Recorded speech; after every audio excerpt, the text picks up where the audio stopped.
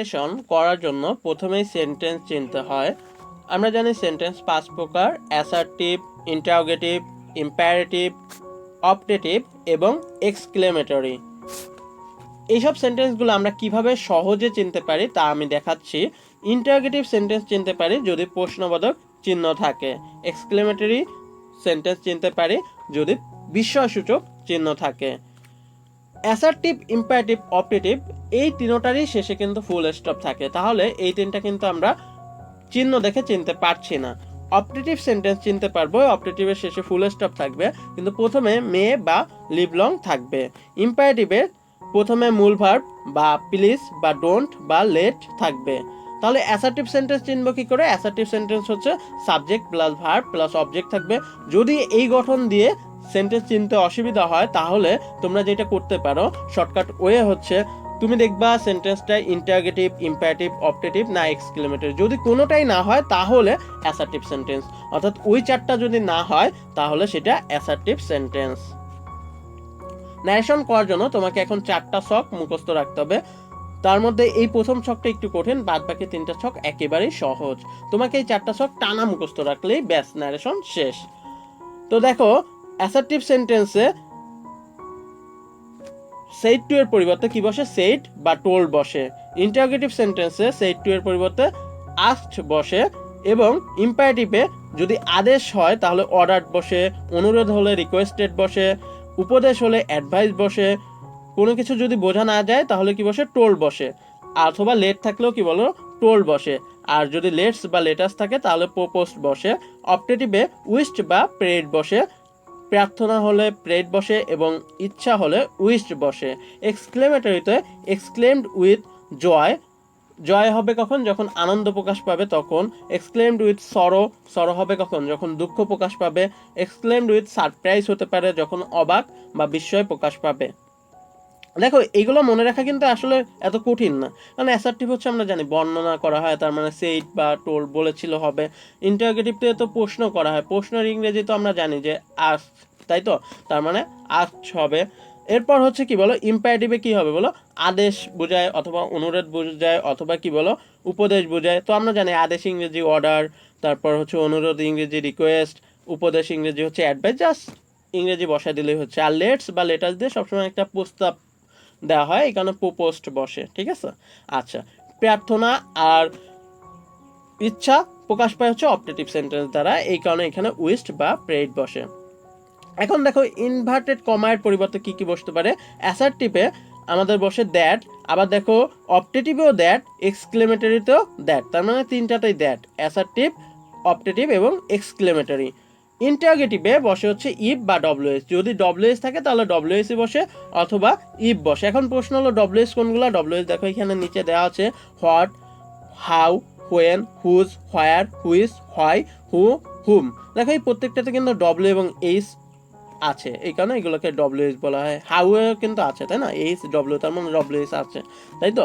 আচ্ছা, ইম্পারেটিভে বসে টু বা নট টু বা দ্যাট। এখন নট টু বসে কখন? যখন ডোন্ট বা নেভার থাকে। আর লেট থাকলে বসে দ্যাট, আর অন্য ক্ষেত্রে টু বসে। এরপর দেখো দ্বিতীয় ছকটা, এটা মুখস্থ করা আসলে খুব বেশি কঠিন না, খুব সহজ। ভি1 থাকলে ভি2 বসবে, ভি2 থাকলে হ্যাড প্লাস ভি3 বসবে। এই দুইটা মুখস্থ করলে বাদ বাকি নিচে যেগুলো আছে সব মুখস্থ হয়ে গেল। যে ভি1 থাকলে ভি2, ভি2 থাকলে হ্যাড প্লাস ভি3। কিভাবে দেখো? অ্যামিজার, অ্যামিজার তো জানি আমরা ভি1, এর ভি2 কি? অজয়ের, তাহলে আমাদের ভি2 অর্থাৎ অজয়ের বসে যাবে। ডোন্ট, ডোন্ট কি আসলে বলো? ভি1, তাহলে এর ভি2 বসে যাবে অর্থাৎ ডিডেন্ট বসে যাবে। ডোন্টের ভি2 জানি আমরা ডিডেন্ট, তাই তো? আচ্ছা, এরপর অজয়ের, অজয়ের কি বলো? আসলে ভি2, ভি2 থাকলে আমরা কি সূত্র জানি বলো? হ্যাড প্লাস ভি3 বসে, দুইটাই কথাই তো, ভি1 থাকলে ভি2 আর ভি2 থাকলে হ্যাড প্লাস ভি3। তাহলে অজয়ের থাকলে কি বলো? হ্যাড প্লাস ভি3 বসবে, হ্যাড। এবার ভি3 বলো, অজয়ের ভি3 কি জানো? অ্যামিজার হচ্ছে ভি1, অজয়ের হচ্ছে ভি2 আর ভি3 হচ্ছে বিন। ওকে, তার মানে হ্যাড, তারপর কি বলো? ভি3 অর্থাৎ বিন বসে যাবে। এরপর ডিডেন্ট, ডিডেন্ট কি বলো? ভি2, ভি2 থাকলে কি বসে? হ্যাড প্লাস ভি3, তাহলে হ্যাড, ডিডেন্ট যেহেতু আছে তাহলে হ্যাডেন্ট প্লাস ভি3 বসবে, ঠিক আছে? আচ্ছা, এখন ধরো মডাল যেগুলো থাকে, হ্যাঁ, মডাল থাকলে মডাল অক্সিলারি যেগুলো আছে সেগুলোর ভি1 থাকলে ভি2 হয়, কিন্তু ভি2 থাকলেও ভি2 হয়, বুঝছো? ভি2 আর হ্যাড প্লাস ভি3 হয় না মডাল অক্সিলারির ক্ষেত্রে, ঠিক আছে? আবার হ্যাভ অ্যাজ হ্যাডের ক্ষেত্রেও তাই। হ্যাভ অ্যাজ কি ভি1, হবে কি বলো ভি টু হ্যাড, আবার হ্যাডও তো ভি টু কিন্তু তারও ভি টুই বসবে, হ্যাডই হবে, অর্থাৎ হ্যাভ হ্যাজ হ্যাড থাকলে হ্যাডই বসবে, ঠিক আছে। এরপর শ্যাল উইল উড, দেখো শ্যাল উইল তো ভি অন, এর ভি টু কি উড, আর উড থাকলেও উড বসে, অর্থাৎ শ্যাল উইল উড থাকলে উডই বসে। ক্যান কুড, দেখো ক্যান হচ্ছে ভি অন, এর ভি টু কি কুড, আবার কুডের আমি বললাম যে ভি টু থাকলে ভি টুই বসে মডাল অক্সিলারির ক্ষেত্রে, ঠিক আছে, তাহলে ক্যান কুড থাকলে কুডই বসবে। আচ্ছা শুড কি ভি টুই বসবে মডাল অক্সিলারি যেহেতু, তাহলে শুডই বসবে, ঠিক আছে। মে হচ্ছে ভি অন, এর ভি টু কি মাইট, তো মাইট আবার কি ভি টু, কিন্তু আমি বললাম মডেল অক্সিলারির ক্ষেত্রে ভি টু থাকলে ভি টুই বসবে, অর্থাৎ মে মাইট থাকলে মাইটই বসবে, ঠিক আছে।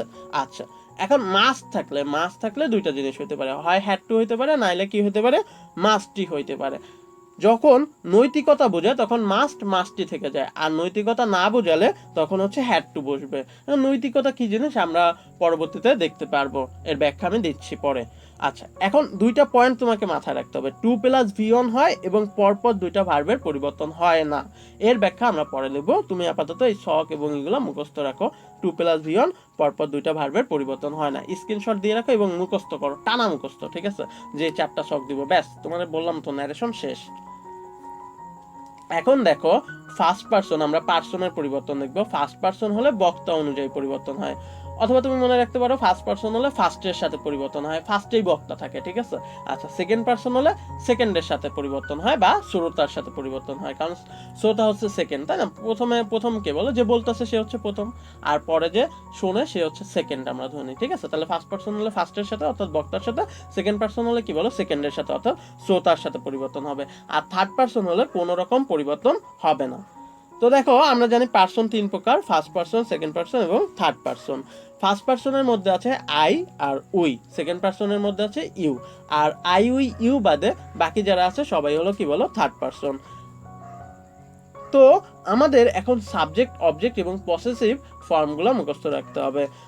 আই এর সাবজেক্ট হচ্ছে আই, অবজেক্ট ফর্ম হচ্ছে মি এবং পসেসিভ ফর্ম হচ্ছে মাই। তাহলে তোমাকে যেটা এই শখটা মুখস্থ রাখতে হবে সেটা হচ্ছে এইভাবে, I me my, you you your, we us our, he him his, she her, it its, they them their, name names, অর্থাৎ যদি নাম থাকে রহিমস হবে, ঠিক আছে। আচ্ছা কোনো কিছুর পার্সন দেখো যদি ছেলে হয় তাহলে হি হয়, মেয়ে হলে তার পার্সন বা প্রোনাউন কি হয় বলো শি, বস্তু হলে কি হয় বলো ইট, ঠিক আছে। আচ্ছা উই থাকলে দুইটা জিনিস হইতে পারে, উই থাকলে উই হইতে পারে অথবা দে হইতে পারে। প্রশ্ন হচ্ছে কখন উই হবে আর কখন দে হবে, যখন বক্তা বা শ্রোতার মাঝে আই বা উই থাকবে, অর্থাৎ আমরা যদি বক্তা বা শ্রোতার মধ্যে থাকি, বক্তা ধরো আমি হলাম বা শ্রোতা আমি হলাম, তখন আমাদের উই বসে, উই থাকলে উই বসে। আর যদি বক্তা বা শ্রোতার মাঝে কেউ যদি আই বা উই না থাকে তখন আমাদের দে বসে, ঠিক আছে। আচ্ছা এখন দেখো লাস্ট ছক আমাদের 4 নম্বর ছক, এটা খুবই সহজ, দিস থাকলে দ্যাট, তুমি টানা মুখস্থ করে ফেলবা, দিস দ্যাট, দিস থাকলে দোস, এরপর হচ্ছে হেয়ার থাকলে দেয়ার, নাও থাকলে দেন, টুডে থাকলে দ্যাট ডে, ইয়েস্টারডে থাকলে দ্য প্রিভিয়াস ডে, টুমরো থাকলে the next day, last night থাকলে দ্য প্রিভিয়াস নাইট।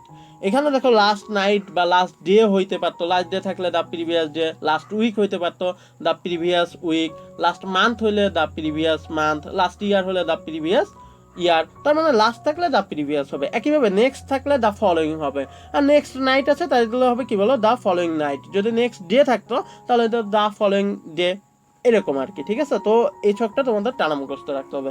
তাহলে এখন দেখো আমরা দুটা প্র্যাকটিস করব। তো আমাদের এটা মাথায় রাখতে হবে, প্যাসেজ নারেশনের ক্ষেত্রে এটা খুব হেল্প করবে, বক্তা প্লাস সেড টু এর পরিবর্তে প্লাস শ্রোতা প্লাস ইনভার্টেড কমা এর পরিবর্তে সবসময় আমরা এটা দিয়ে স্টার্ট করব, ঠিক আছে। তারপর যা আছে ইনভার্টেড কমার মধ্যে তার অনুযায়ী আমরা পরিবর্তন করব। আচ্ছা তো দেখো আমাদের একটা সেন্টেন্স দেওয়া আছে কি, Jebin said to Rahman, I was reading your book yesterday. তো প্রথমেই আমাদের করার জন্য, ন্যারেশন করার জন্য এটা কোন ধরনের সেন্টেন্স সেটা তোমাকে আগে ভাবতে হবে।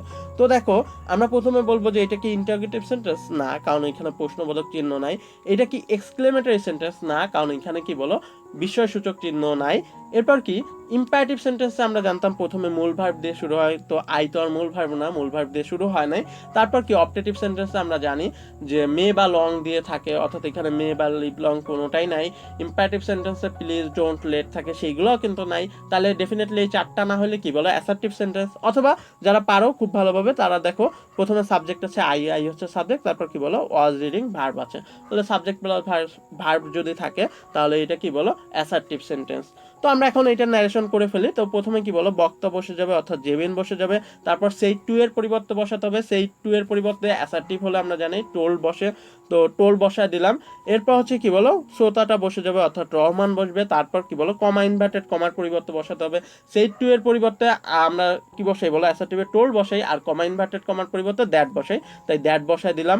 এখন হচ্ছে আই, আই কোন পার্সন, পার্সনের পরিবর্তন করতে হবে, আই হচ্ছে ফার্স্ট পার্সন, ফার্স্ট পার্সন হলে কার সাথে পরিবর্তন হয় ফার্স্টের সাথে অর্থাৎ বক্তার সাথে, তাই তো ফার্স্ট পার্সন এখানে ফার্স্টে কি আছে দেখো জেবিন আছে, ফার্স্ট পার্সন হলে ফার্স্টের সাথে পরিবর্তন হবে অর্থাৎ জেবিনের সাথে পরিবর্তন হবে, জেবিনকে মেয়ে, মেয়ে হলে কি হয় তার প্রোনাউন শি। এখন প্রোনাউন তুমি শি বসায় দিলা, তারপর কিন্তু তোমার রূপ ভাবতে হয়, মানে দুইটা জিনিস ভাবতে হয় কার সাথে পরিবর্তন, এরপর তার আবার রূপ কোনটা, মানে রূপ বলতে আমি ওই যে সাবজেক্ট অবজেক্ট এবং পসেসিভ ফর্ম যেগুলো ওইগুলোকে আমি রূপ বলতেছি, যে সাবজেক্ট রূপ বসবে নাকি অবজেক্ট রূপ বসবে না পসেসিভ রূপ বসবে। তো তুমি বলো আই কোন রূপে আছে, আই আছে সাবজেক্ট রূপে, হ্যাঁ আই মি মাই, আই হচ্ছে সাবজেক্ট রূপ, মি হচ্ছে কি অবজেক্ট রূপ এবং মাই হচ্ছে কি বলো পসেসিভ রূপ। তো আই যেহেতু সাবজেক্ট রূপ তাহলে শিরও কি বসবে বলো সাবজেক্ট রূপই বসবে, শির সাবজেক্ট রূপ কি বলো শি, কারণ আমরা জানি শি হার হার, তাহলে শির সাবজেক্ট রূপ কি বলো শি, তাই শি বসে যাবে, ঠিক আছে শি। এরপর দেখো ওয়াজ রিডিং, ওয়াজ থাকলে আমরা জানি কি হয় বসে বলো হ্যাড বিন বসে, রাইট, তাহলে হ্যাড বিন। এরপর কি রিডিং, আমি বলছিলাম পরপর দুইটা ভার্বের পরিবর্তন হয় না, তাহলে আমাদের কি বলো পরপর দুইটা ভার্বের পরিবর্তন হবে না ন্যারেশনের ক্ষেত্রে, ঠিক আছে আমার রুল অনুযায়ী, ওকে এরকম কথা কিন্তু আসলে পৃথিবীতে নাই যে পরপর দুইটা ভার্বের পরিবর্তন হয় না, ঠিক আছে। আচ্ছা, তো রিডিং, রিডিংটাই বসে যাবে। এরপর ইওর, ইওর কোন পার্সন বলো, ইওর হচ্ছে সেকেন্ড পার্সন, কিন্তু এটা কিন্তু ওই যে ইউ থেকেই আসছে, ইউ ইউ ইওর, তাহলে এটা পার্সন তো সেকেন্ড পার্সনই, রাইট, ওকে। এখন সেকেন্ড পার্সন তাহলে সেকেন্ডের সাথে পরিবর্তন হবে, সেকেন্ডে কে আছে এখানে বলো রহমান অর্থাৎ শ্রোতা আছে, রাইট, ফার্স্টে আছে জেবিন আর পরে আছে কি বলো সেকেন্ডে আছে রহমান, ফার্স্ট পার্সন হলে ফার্স্টের সাথে পরিবর্তন, সেকেন্ড পার্সন হলে সেকেন্ডের সাথে পরিবর্তন, তাহলে রহমানের সাথে পরিবর্তন হবে। এখন রহমান, রহমান কি বলো ছেলে, ছেলে হলে আমরা জানি তার প্রোনাউন কি হি, রাইট, মেয়ে হলে শি আর ছেলে হলে হি, তাহলে হি, কিন্তু তার রূপটা দেখতে হবে। ইওর, ইওর কোন রূপে আছে বলো তো ইউ ইউ ইওর, তার মানে ইওর হচ্ছে তৃতীয় রূপে আছে অর্থাৎ পসেসিভ রূপে আছে, তাহলে আমাদের হিরও পসেসিভ রূপটা দরকার, তাহলে হির পসেসিভ রূপ কি বলতো আমরা জানি হি হিম হিজ, তাহলে পসেসিভ রূপ হচ্ছে হিজ, তাহলে আমাদের পসেসিভ রূপ হয়ে যাবে হিজ বসে যাবে। এরপর আমাদের বুক বসলো বুক, ইয়েস্টারডে, ইয়েস্টারডে থাকলে কি হয় আমরা জানি দা প্রিভিয়াস ডে, তাহলে এটা হয়ে গেল। এরপর নেক্সট দেখো পরেরটা, পরেরটাও দেখতে হবে আগে কি বলো আমাদের আছে he said to me please give me a glass of water, দেখতে হবে কি বলো আমাকে এটা কোন ধরনের সেন্টেন্স, তাহলে ইনভার্টেড কমার মধ্যেটাই আমি দেখবো যে কোন ধরনের সেন্টেন্স, যেহেতু আমরা প্রথমে জানি যে ইন্টারগ্রেটিভ চিহ্ন এখানে দেখতে পাচ্ছি না, ইন্টারগ্রেটিভ সেন্টেন্স না, এক্সক্লেমেটরি চিহ্ন দেখতে পারতেছি না, বিশেষসূচক চিহ্ন দেখতেছি না, তার মানে এটা এক্সক্লেমেটরিও না। এরপর বলো মে বা লিভ লং থাকলে হচ্ছে অপটেটিভ সেন্টেন্স হয় সেটাও না, প্লিজ মূল ভার্ব, তারপর কি বলো লেট, ডোন্ট থাকলে কি ইম্পারেটিভ সেন্টেন্স, এখানে দেখো প্লিজ আছে তার মানে এটা কি বলো ইম্পারেটিভ সেন্টেন্স। এখন ইম্পারেটিভ সেন্টেন্সে সেড টু এর পরিবর্তে কি বসে আমরা জানি সেড টু এর পরিবর্তে কি অর্ডার, তারপর হচ্ছে অ্যাডভাইস, তারপর হচ্ছে কি রিকোয়েস্টেড, তারপর টোল্ড, তারপর প্রপোজড, এইগুলো বসে। তার মধ্যে এইখানে কি প্লিজ দ্বারা কি বলো রিকোয়েস্ট করা হয়, তাহলে এখানে কি বসবে রিকোয়েস্টেড বসবে। আর আমরা জানি কমা ইনভার্টেড কমার বদলে টু বা নট টু বা দ্যাট বসে, লেট থাকলে দ্যাট বসে, এখানে লেট নাই তাহলে দ্যাট বসবে না, ডোন্ট বা নেভার থাকলে হচ্ছে নট টু বসে, তো এখানে বা নেগেটিভ যেটা থাকলে যদি ডোন্ট বসে নট টু বসে, তাহলে এখানে নেগেটিভ নাই তার মানে নট টু বসবে না, তার মানে টু বসবে। তাহলে দেখো প্রথমে আমরা বক্তা হি বসাই দেবো, তারপর সেই টু এর পরিবর্তে কি বলো রিকোয়েস্টেড বসাই দেবো, তারপর হচ্ছে শ্রোতা মি বসে গেল। এবার কমা ইনভার্টেড কমার পরিবর্তে কি আমার টু বসবে। এইবার একটা নোট দেখো তোমাদের যে ইম্পারেটিভ সেন্টেন্সে কিন্তু প্লিজ ডোন্ট নেভার থাকলে তা উঠে যায়, আবার এক্সক্লেমেটরি সেন্টেন্সে আমরা পরে দেখবো যে অ্যালাস উঠে এইগুলা থাকলেও তাও উঠে যায়, ঠিক আছে। যাই হোক তাহলে আমাদের এই প্লিজটা উঠে গেল। এবার কি বলো টু গিভ, গিভ আছে, গিভ কি বলো ভি অন, ভি অন হলে ভি টু হওয়ার কথা না, তাহলে গেভ হওয়ার কথা, তো কিন্তু না আমি ওই যে নিচে লিখে দিছিলাম যে টু প্লাস ভি অন হয়, তাই তোমাদের কি করতে হবে এখানে টু প্লাস ভি অন, অর্থাৎ টুর পরে কি বসাবো বলো গিভই বসাবো, ঠিক আছে, এটার ভি টু হবে না, তাহলে টু গিভ। এরপর মি, মি কোন পার্সন বলো, মি আসছে কার থেকে আই থেকে আসছে, তার মানে এটা কোন পার্সন ফার্স্ট পার্সন। এখন ফার্স্ট পার্সন হলে ফার্স্টের সাথে পরিবর্তন হয়, তো ফার্স্টে কি আছে বলো হি আছে, তাই তো, তাহলে হির সাথেই পরিবর্তন হবে। কিন্তু এখন দেখতে হবে কি বলো এর কোন রূপ আছে, বুঝছো? মি আসলে কোন রূপে বলো তো? অবজেক্ট রূপে। তাহলে হিরও কোন রূপ দরকার বলো? অবজেক্ট রূপ দরকার। আমরা হির কোন রূপ অবজেক্ট রূপ কি জানি আমরা বলো? হি হিম হিজ। তার মানে হিম হচ্ছে অবজেক্ট রূপ, প্রথমে সাবজেক্ট তারপর অবজেক্ট তারপর হচ্ছে কি পজেসিভ। তাহলে আমাদের কি হবে বলো? অবজেক্ট রূপ কি বলো আমাদের? হিম, রাইট? তাহলে আমাদের এখানে হিমটা বসে যাবে, হিম। এরপর হচ্ছে এ গ্লাস অফ ওয়াটার বসে গেল। তো এরপর আমরা ভবিষ্যতে আরো বেশি এক্সারসাইজ করব, করলে ক্লিয়ার হয়ে যাবে। তারপর আমরা প্যাসেজ নারেশন করব, তারপর বোর্ডের প্র্যাকটিস করব। এবং এই জন্য ভিডিওগুলো পাওয়ার জন্য তোমাদের অনেক অনেক বেশি লাইক দিতে হবে, কারণ লাইক দিলে আমার ভিডিও তৈরি করার আগ্রহ অনেক বেশি বেড়ে যায়। Thank you for watching.